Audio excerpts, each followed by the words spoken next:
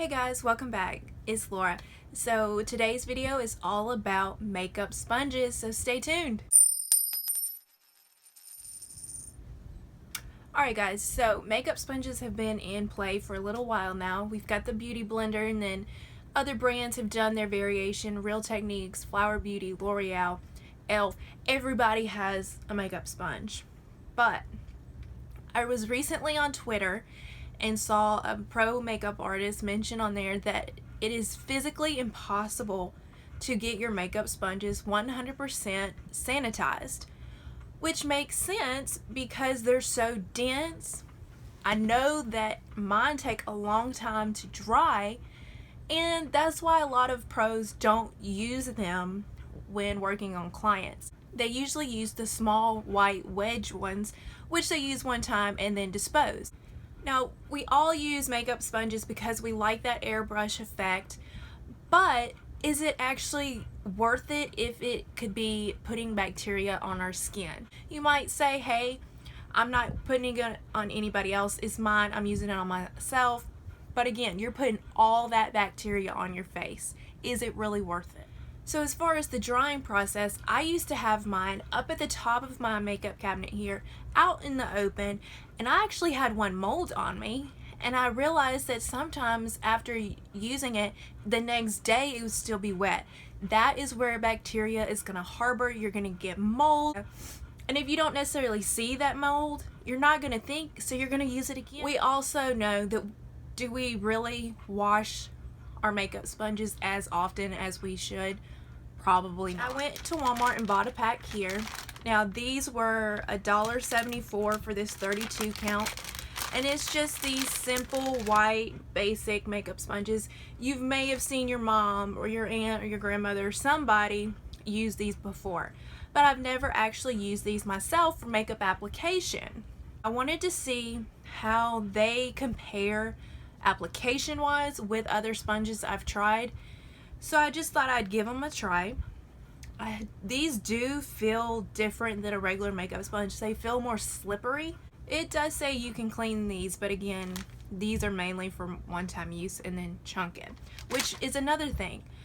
Makeup sponges, these especially, if you're using it one time, you're gonna go through this pack like crazy.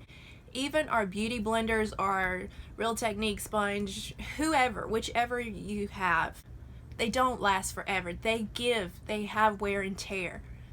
Environmentally speaking, using these are just not worth it. Now, I did try and research.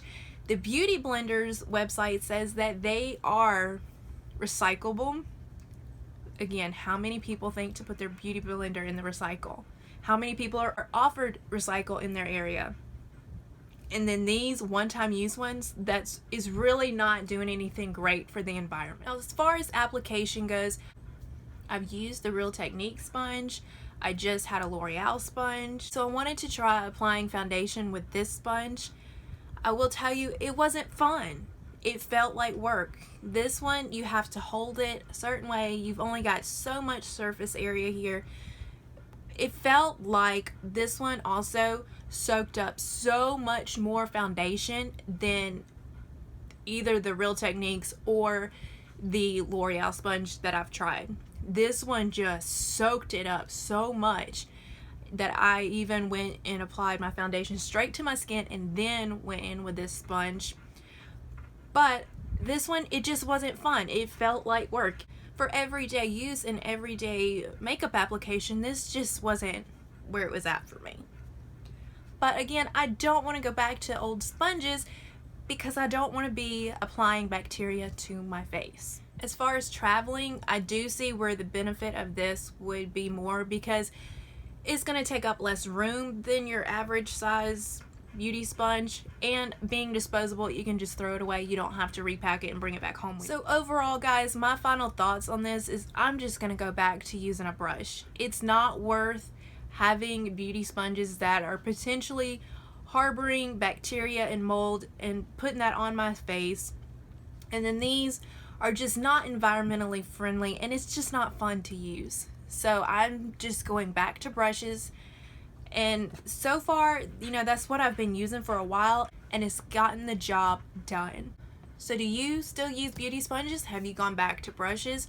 Are you planning on trying any new sponges? Let me know below. Thank you for watching. If you are here at the end of this, hit that subscribe button and notification bell. That way you can see all future videos. Feel free to go back and watch old videos. Hit the like button if you like this one. Let me know what you think in the comments, and I will see you next time.